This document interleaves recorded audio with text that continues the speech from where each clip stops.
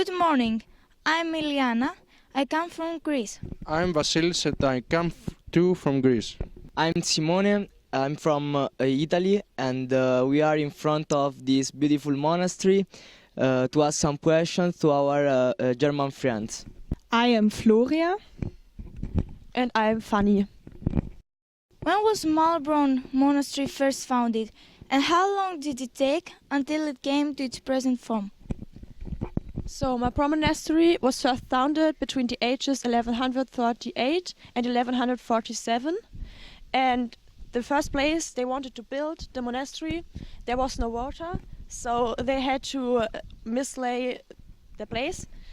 And between the peace and revolt, the monastery got plundered, so the people didn't know if they should rather preserve or if they should shut the monastery down.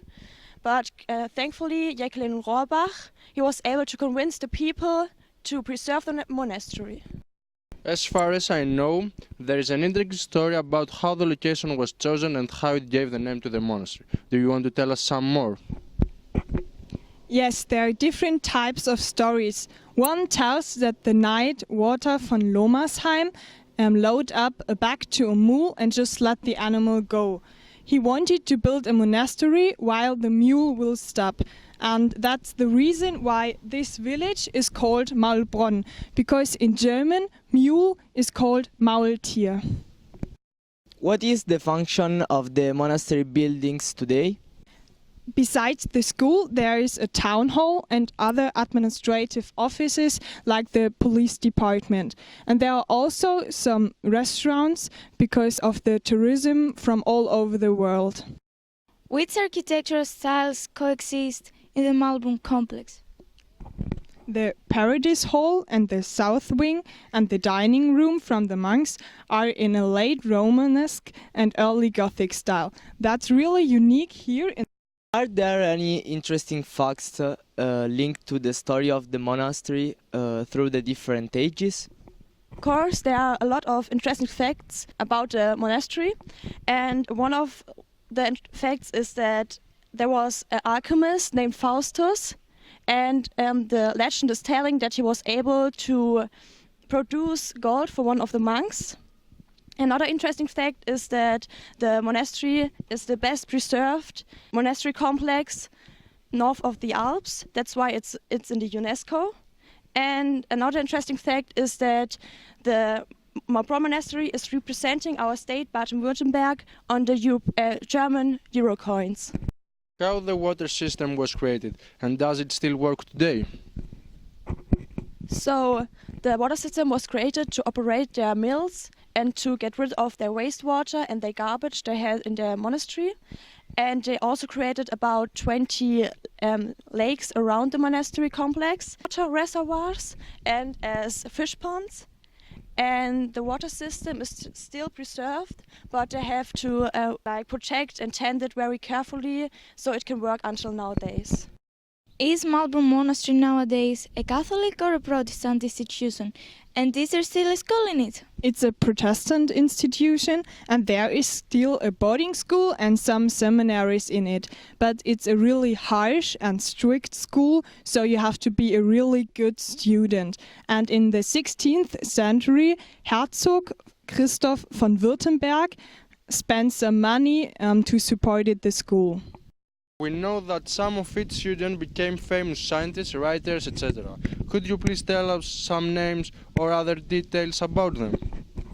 So first, there was Johannes Kepler. He was a famous German mathematician, astronomian, and Protestant philosopher. And he lived in the 16th century. Then there was Friedrich Hölderlin. He was one of the most important German poets of his time, and he lived in the 18th century. And then there was Hermann Hesse. He lived in the 19th century, and he was a really famous German poet, novelist, and painter. And he also wrote a book about his life in the Maulbronn Monastery. It's called Beneath the Wheel. And in this book, he's talking about the strict and harsh life he has to live with the monks, and about his kind of brutal childhood. Which are the main buildings that make up the monastery complex? So behind the medieval wall ring, you can find like a lot of farm buildings around the courtyard, and in the courtyard you can find the town hall of Maulbronn, a mill, the pharmacy, and of course the monastery. And the monastery has like a crosscourt and a fountain house, an oratory, a church, two refectories, and of course the kitchen. Which is the name of the entrance hall, and which are the most valuable features of the monastery from an architectural viewpoint? The entrance hall is called Paradise because there are usually some paintings about Adam and Eva in it, and the style is Romanesque Gothic style with some little round arches, and that's really unique too. How was the monastery protected? So to protect the monastery, many people have to work very carefully because of the highly rated monument conservation and they have to investigate the different structures of construction and to know how to preserve it the best way. Thank you for being with us in front of this beautiful monastery. We learned a lot of things about it. The next days we will learn about the second heritage element of UNESCO, which is an organ.